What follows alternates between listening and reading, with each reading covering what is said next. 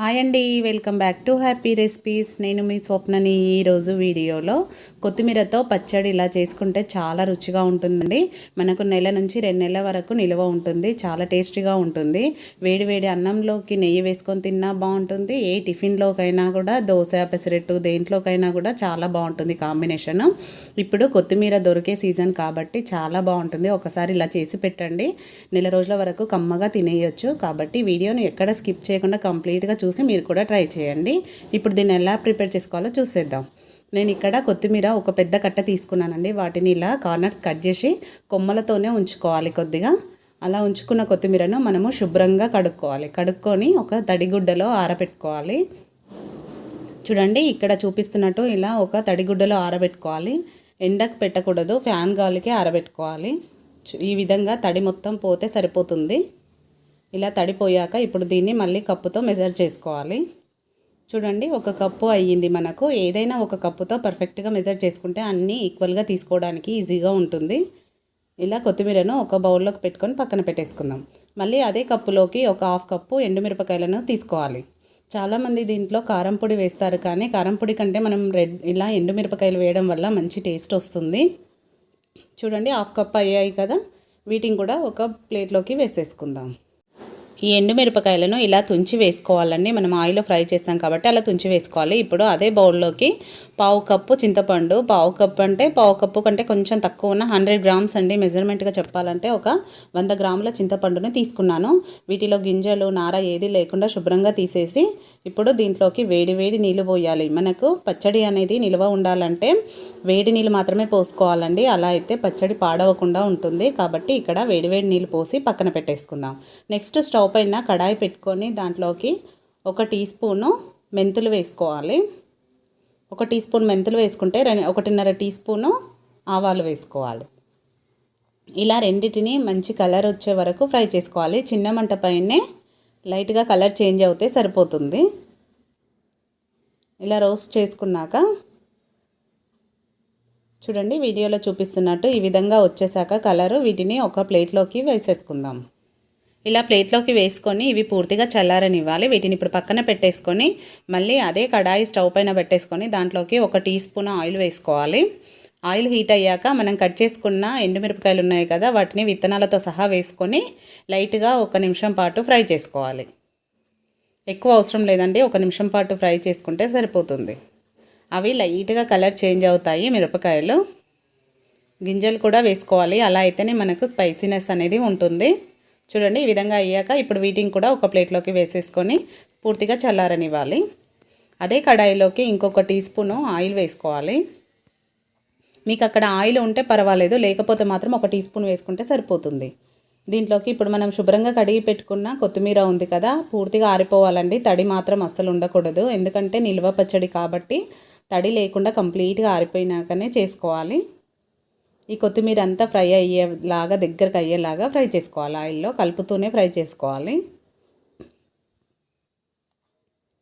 చూడండి, ఇలా కలుపుతూ ఉండగానే మనకు కొత్తిమీర అనేది దగ్గర పడుతూ ఉంటుంది. మనము ఈ కొత్తిమీర పచ్చడికి కొమ్మలతో సహా వేసుకుంటేనే టేస్ట్ అనేది చాలా బాగుంటుంది. చూడండి, ఈ విధంగా అయ్యాక దీన్ని కూడా ఒక ప్లేట్లోకి తీసుకొని పూర్తిగా చల్లారనివ్వాలి. ఇప్పుడు అదే కడాయిలోకి 1 కప్పు కొత్తిమీరకి 1/2 కప్పు ఆయిల్ వేసుకుంటున్నాను. నేను ఇక్కడ వేరుశనగ నూనె వేసుకుంటున్నానండి. మీరు నువ్వుల నూనె కానీ వేరుశనగ నూనె కానీ వేసుకోండి, చాలా బాగుంటుంది పచ్చళ్ళకి. ఇప్పుడు 1 టీ స్పూన్ పచ్చిశనగపప్పు, 1 టీ స్పూన్ మినప్పప్పు, 1/2 టీ స్పూన్ ఆవాలు, 1/2 టీ స్పూన్ జీలకర్ర వేసుకోవాలి. అలాగే ఒక 10 వెల్లుల్లి రెబ్బల్ని ఇలా కచ్చపచ్చగా దంచుకొని వేసుకోవాలి. 2-3 ఎండుమిరపకాయలను ఇలా తుంచుకొని వేసుకోవాలి. ఇవి కొంచెం ఫ్రై అయ్యే వరకు మీడియం ఫ్లేమ్లో పెట్టుకొని ఫ్రై చేసుకోవాలి.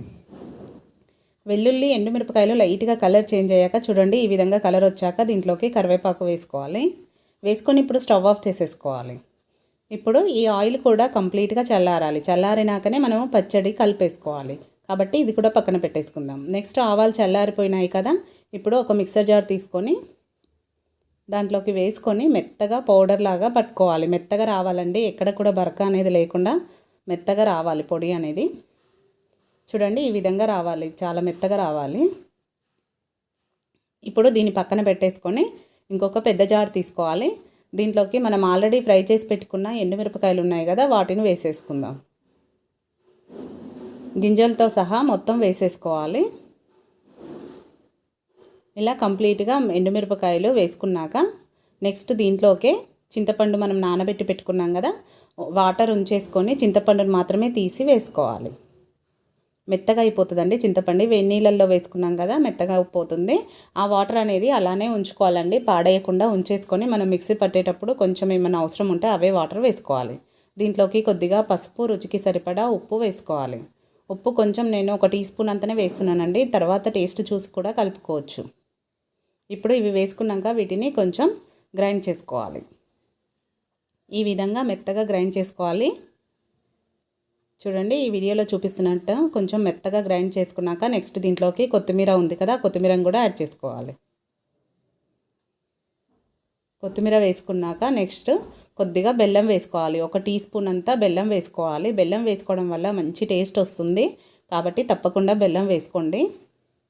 ఇలా బెల్లం వేసుకున్నాక మీరు ఇది గనక తిరగకపోతే మన చింతపండు నానబెట్టిన వాటర్ ఉన్నాయి కదా, అవి కొంచెం వేసుకొని, మరీ ఎక్కువ వేయొద్దండి, కొంచెం వేసుకోవాలి. అలాగే ఆవాలు మెంతులు మిక్సీ పట్టి పెట్టుకున్నాం కదా, ఆ పొడి కూడా దీంట్లోకే యాడ్ చేసుకోవాలి. మీరు ఇక్కడైనా యాడ్ చేయొచ్చు, డైరెక్ట్ మనం పోపులో అయినా యాడ్ చేసుకోవచ్చు ఈ పొడిని. నేనైతే ఇక్కడే వేసి ఇప్పుడు దీంట్లోకి కొంచెం ఒక 2 టేబుల్ స్పూన్ అని వాటర్ వేసి ఈ విధంగా మెత్తగా మిక్సీ పట్టుకున్నాను.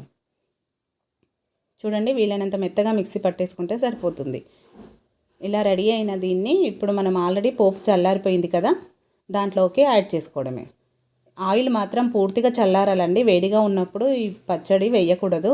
పూర్తిగా చల్లారితేనే మనకు నిల్వ ఉంటుంది. ఈ విధంగా పచ్చడి వేసి మొత్తం అంతా ఆయిల్ అంతా కలిసేలాగా కలిపేసుకోవాలి. మీరు ఆయిల్ అనేది కొంచెం తక్కువ కూడా వేసుకోవచ్చు. తక్కువ వేసుకొని 3 రోజుల తర్వాత పచ్చడి చూస్తే మీకు తెలిసిపోతుంది. ఆయిల్ పడితే మళ్ళీ వేడి చేసుకొని కూడా కలుపుకోవచ్చు. చూడండి, ఎంత కలర్ఫుల్గా యమ్మీగా ఉంది పచ్చడి, కొత్తిమీర పచ్చడి. చాలా ఈజీగా అయిపోయింది కదా, ఈజీగా అయిపోయింది, టేస్టీగా కూడా ఉంటుంది. కాబట్టి నేను చూపించే పద్ధతిలో తప్పకుండా మీరు కూడా ట్రై చేయండి. ఇడ్లీ, దోశ, పెసరట్టు, చపాతీ దేంట్లోకైనా చాలా రుచిగా ఉంటుందండి. చాలా ఈజీగా చేసుకునే ఈ రెసిపీ. ఈ పచ్చడిని గాజు సీసాల్లో పెట్టి ఫ్రిడ్జ్లో స్టోర్ చేసుకుంటే 6 మంత్స్ వరకు పాడవకుండా ఉంటుంది. బయట కనుక పెట్టుకుంటే 1 మంత్ నుంచి 2 మంత్స్ వరకు వాడుకోవచ్చండి. చాలా రుచిగా ఉంటుంది, కాబట్టి తప్పకుండా ట్రై చేయండి. ట్రై చేసి మీకు ఎలా కుదిరిందో కామెంట్ పెట్టండి. అలాగే ఈ వీడియో కనుక మీకు నచ్చితే ఒక లైక్ చేయండి, మీ ఫ్రెండ్స్ రిలేటివ్స్తో షేర్ చేసుకోండి. మరిన్ని కొత్త రెసిపీస్ కోసం హ్యాపీ రెసిపీ ఛానల్ వెంటనే సబ్స్క్రైబ్ చేసుకోండి. Thank you for watching.